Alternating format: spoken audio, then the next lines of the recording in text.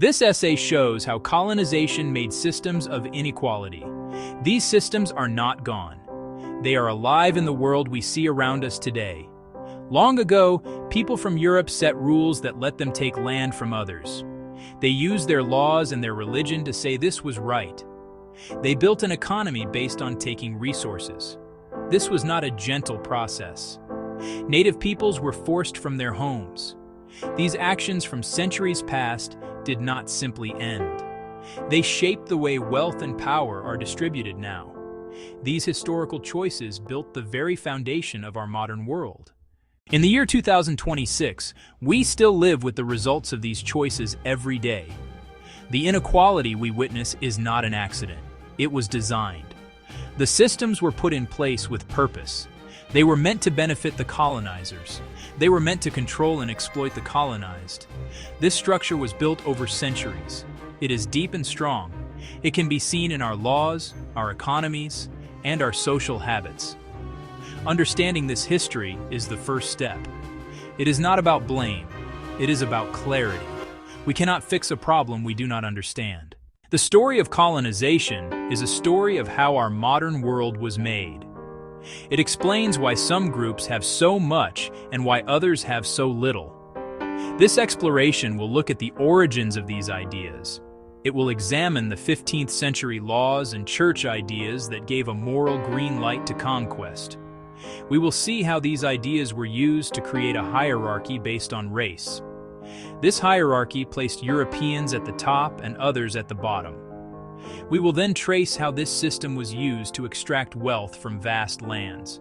Resources were taken, and people were forced into labor. The original inhabitants of these lands were pushed aside. Their displacement was a central part of the colonial project. We will see how these old patterns continue to operate in our time. The goal is to draw a clear line from the past to the present. The tone will be serious and grounded in facts. We will not use sensational language. The truth is powerful enough on its own. The effects of colonization are visible in the wealth gaps between nations and peoples. They are visible in the institutional barriers that many still face. This essay is an invitation to look at our world with open eyes. It is a call to remember the history that made our present. It is also a call to think about what it means to repair the damage that was done. The past is not over. It is still with us. The legal and religious ideas that fueled colonization began to take shape in the 15th century.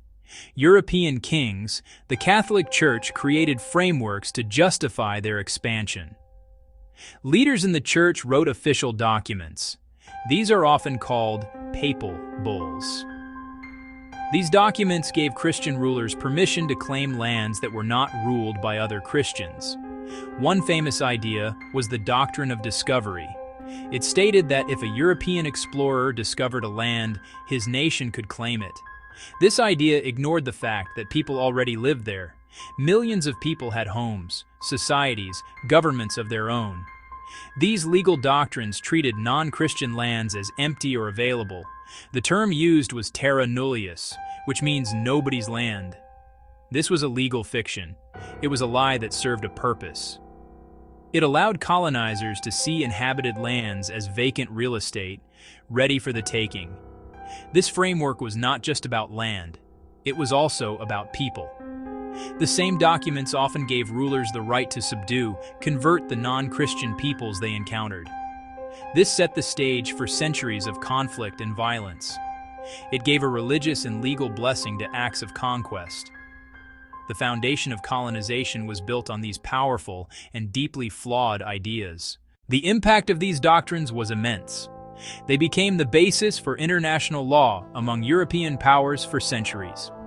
When European nations competed for territory in the Americas, Africa, Asia, they used these rules to legitimize their claims.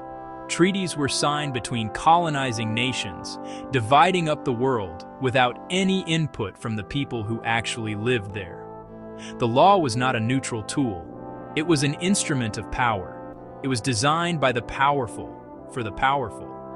It created a world where some people had the right to claim everything, and others had no right to keep what was already theirs. This history is crucial because these ideas did not simply disappear. They were absorbed into the legal systems of new colonial states. In countries like the United States, Canada, Australia, court cases in the 19th and 20th centuries still reference the Doctrine of Discovery to justify government authority over indigenous lands. The legal logic of colonization became embedded in the laws of the nations it created. It is a ghost in the legal machine, a foundational principle that continues to shape land rights and sovereignty disputes even today. Understanding this legal and religious beginning is essential to understanding the persistence of colonial structures. Okay. Alongside the legal doctrines for taking land, a powerful social structure was also being built. This was a hierarchy based on race. European thinkers began to classify humanity. European writers began to classify humanity. European leaders began to classify humanity. They placed themselves at the top of this classification system. They described Europeans as more civilized. They described Europeans as more intelligent. They described Europeans as more human than other peoples. People from Africa were placed lower on this scale. People from the Americas were placed lower on this scale. People from Asia were placed lower on this scale.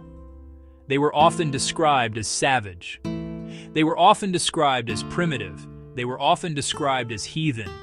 This was not science. It was an ideology created to justify exploitation. It was a story told to make theft and violence seem natural and necessary. This racial hierarchy served a critical economic purpose. By defining non-European peoples as inferior, it made their enslavement seem acceptable. It made forced labor seem acceptable.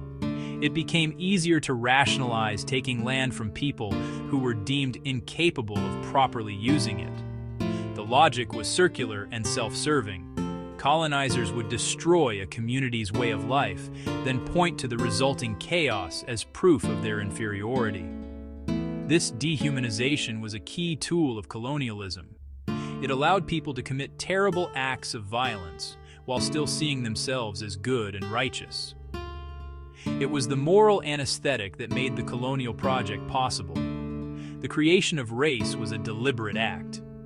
Before this period, people identified themselves by their tribe, by their religion, by their kingdom. The idea of large, continent-spanning racial groups was new. It was invented during the era of colonization to organize a global system of power. It's important to note, the primary goal of colonization was to generate wealth for the colonizing power. The economies of the colonies were not designed for the well-being of the local people. They were designed as machines for resource extraction. This process took many forms. In places like Peru, Spanish colonizers forced indigenous people to work in silver and gold mines. In places like Mexico, Spanish colonizers forced indigenous people to work in silver and gold mines. The conditions were brutal, and millions died. The precious metals were shipped back to Europe, funding empires and fueling wars. The wealth of Europe was built upon the suffering and labor of the colonized. This was a one-way flow of resources, from the colony to the metropole. In other regions, plantation agriculture became the engine of the colonial economy. Sugar, cotton, tobacco, coffee. These crops were not grown to feed the local population. They were grown for export to European markets. The labor on these plantations was almost always forced. In the Americas, this system relied heavily on the transatlantic slave trade, which forcibly brought millions of Africans to work in horrific conditions. The profits from these plantations were enormous. They enriched a class of European planters, merchants, ship owners, bankers, creating fortunes that still exist in some families today. This economic system created deep dependency. Colonies were often forbidden from developing their own manufacturing industries. They were forced to buy finished goods from the colonizing country. For example, a colony might be forced to export raw cotton at a low price, then import expensive finished textiles from the same country that took the cotton. This ensured that the profits from manufacturing and trade remained in Europe. It actively prevented the colonies from developing balanced, self-sufficient economies. The entire physical layout of the colony was organized around the logic of extraction. This economic model fundamentally reshaped the landscape and the societies it touched. It created patterns of wealth and poverty that have been incredibly difficult to undo. The economic legacy of colonialism is one of its most visible and persistent features. Indeed. Section 5. Forced displacement, severing roots and communities. A central and brutal feature of colonization was the forced removal of indigenous peoples from their ancestral lands. This was not an accidental byproduct of settlement, it was a deliberate policy. To make way for plantations, mines, towns, farms for settlers, the original inhabitants had to be moved. This happened in many ways. Sometimes it was through outright military violence. Villages were burned, people were killed, others were driven away. In other cases, it was done through treaties. These treaties were almost always unequal, signed under duress through deception. Indigenous leaders were often forced to sign away vast territories for very little in return. The human cost of this displacement was catastrophic. Communities were torn apart. People lost their homes, their hunting grounds, their farms, their sacred sites. Ways of life practiced for thousands of years were shattered in a single generation. The connection between a people and their land is often deeply spiritual and cultural. Being forced off the land was not just an economic loss, it was a spiritual wound. It severed the roots of a community's identity, history, and knowledge. The trauma of this loss was immense and has been passed down through generations. The pain is not a distant memory, it is a living part of many families' histories. The methods of removal were often cruel. In the United States, policies like the Indian Removal Act of the 1830s led to forced marches like the Trail of Tears, where thousands of Cherokee, Choctaw, and other peoples died from disease, starvation, and exposure. People were rounded up by soldiers, forced to walk hundreds of miles to new, unfamiliar lands called reservations. These reservations were typically on land considered undesirable by settlers. Poor quality land made it difficult to farm or sustain traditional ways of life. This concentration onto small, isolated parcels was a common colonial strategy worldwide. This displacement also served to destroy political and social structures. Breaking up large nations and confining them to small reserves made control easier. It undermined traditional systems of governance and leadership. Furthermore, children were often taken from their families and sent to boarding schools. In these schools, they were forbidden from speaking their own languages or practicing their culture. The goal was to assimilate them, to erase their identity, and break the connection to their heritage. This cultural destruction was another form of displacement, a removal of the soul of a people, you know. The formal era of colonization may have ended for many nations in the 20th century, but the structures it created did not disappear. The systems of power, a racial hierarchy, and economic extraction were deeply embedded. They became the foundation for the new institutions that followed. The laws, government agencies, and economic patterns established during the colonial period often continued to operate in similar ways, even after independence. The architecture of inequality was not torn down. In many cases, it was simply given a new coat of paint. What we now call systemic or institutional racism is the modern expression of these old colonial structures. Consider the distribution of land and wealth. The massive transfer of land from indigenous peoples to settlers and corporations during the colonial era created a foundational inequality that persists. Today, in many countries, a huge portion of the land and natural resources is still owned by the descendants of settlers or by large corporations. These entities have had generations to accumulate wealth from that ownership. In contrast, many indigenous communities and communities of color were left with very little land or land of poor quality. This historical starting point makes it incredibly difficult to close the wealth gap. Wealth builds on wealth, and the colonial system gave some groups a massive head start. This persistence is also visible in our legal and political systems. The laws and court precedents that were used to dispossess indigenous peoples often remain on the books. Police forces in many places were originally established to control enslaved populations or to manage conflicts with indigenous groups on the frontier. Their institutional culture can still reflect these origins. Voting laws, housing policies, and city planning have all been used to maintain racial segregation and political exclusion. These are not just the actions of a few prejudiced individuals. They are patterns built into the way our institutions operate. The economic structure also shows this continuity. The global economy still reflects colonial patterns. Many former colonies remain primarily exporters of raw materials, while former colonizing nations dominate high-profit manufacturing and finance. The terms of international trade and debt often favor the wealthier nations. This creates a dynamic that has been called neocolonialism, where economic and political pressure is used to maintain a relationship of dependency, even without formal colonial rule. The old machine of extraction continues to run, just in a more subtle and complex form. The inequality we see today is the direct result of these enduring structures. In the year 2026, the legacy of colonization is not an abstract theory.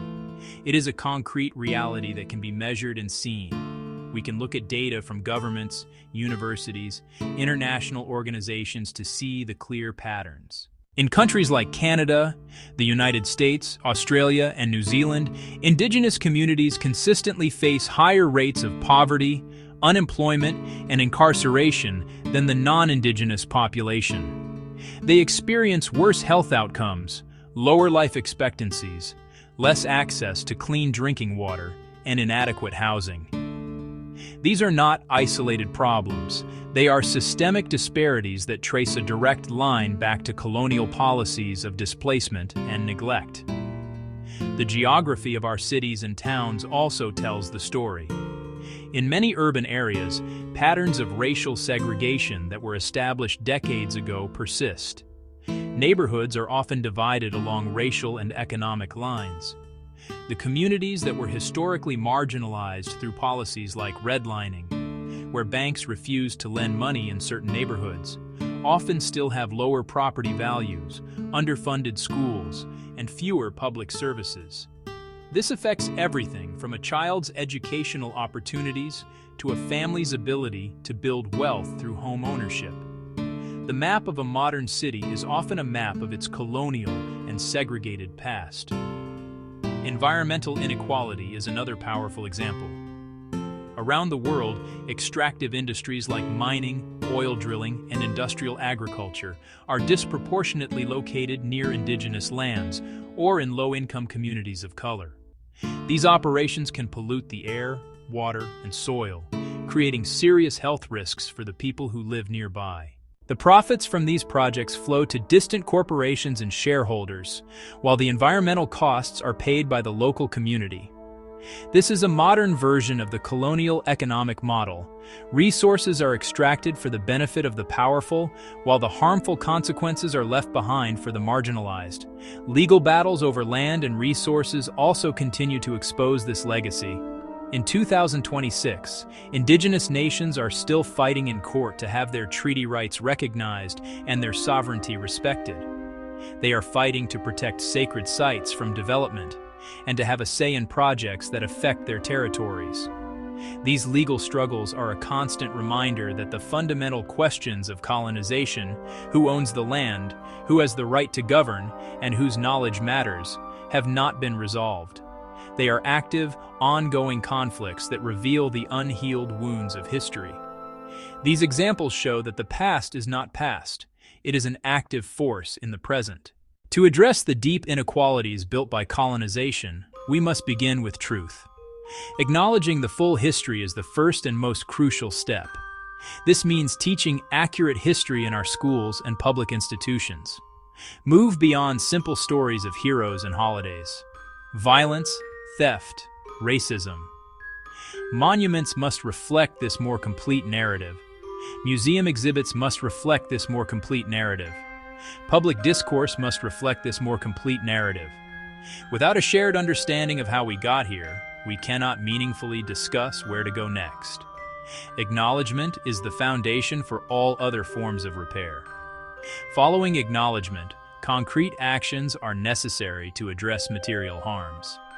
For Indigenous peoples, this often centers on the issue of land. Support for land-back movements returns control and stewardship to Indigenous nations. Direct land transfers, co-management agreements for parks and public lands, legal recognition of Indigenous title. Returning land is not just symbolic. It restores economic base, cultural foundation, spiritual connection. It begins reversing colonial dispossession. Economic reforms are essential. The vast wealth accumulated through colonization and slavery must be addressed. Targeted investments in underdeveloped communities, housing, healthcare, education, infrastructure, changes to our tax and financial systems, policies that promote fairer wealth distribution, inheritance taxes, wealth taxes, closing corporate tax loopholes. Ensure economic development benefits local communities, not extractive interests. Give communities real power and consent over projects in their territories. Repair means reforming institutions that carry the colonial legacy. Change laws that disadvantage Indigenous and racialized communities. Reform policing and justice systems to eliminate racial bias. Ensure equal access to the ballot box. Ensure political representation for all. True repair is about justice and redistribution of power, not charity. Listen to those most harmed and follow their lead in designing solutions. This work is long and difficult, but necessary to build a truly just and equitable society for all. Colonization is not a single event. It is a long and ongoing process that fundamentally structured the modern world. The legal ideas born in the 15th century, the religious ideas born in the 15th century, created a justification for conquest. The racial hierarchy it invented provided a moral excuse for exploitation. The economic systems it built extracted wealth on a massive scale, creating the global inequalities we see today. The forced displacement of peoples from their lands caused deep and lasting trauma. The architecture of this system was built to last. Its outlines are still visible in the institutions and power dynamics of 2026. To look at this history clearly is a sober task. It requires us to set aside comforting myths, face uncomfortable truths about how our societies were built. But this reckoning is not an end in itself. It is a necessary beginning. Understanding the root causes of inequality allows us to see that it is not natural or inevitable. It is the result of human choices, systems, policies. And because it was built by people, it can be unbuilt and rebuilt in a different way. The challenge is immense, but it is not impossible. It is the work of our time. The path forward requires a commitment to remember, a commitment to repair. We must remember the histories that have been silenced, honor the resilience of the peoples who have resisted and survived centuries of assault. We must support the ongoing struggles for justice, sovereignty, self-determination. Repair means more than just apologies. It means returning land. It means investing resources. It means sharing power. It means transforming the institutions that continue to cause harm. It is a process of making things right, not just making things feel better. Ultimately, building a more just future is in everyone's interest. A world where wealth and opportunity are more fairly distributed is a more stable and prosperous world for all. A society that has reckoned with its past is a healthier and more honest society.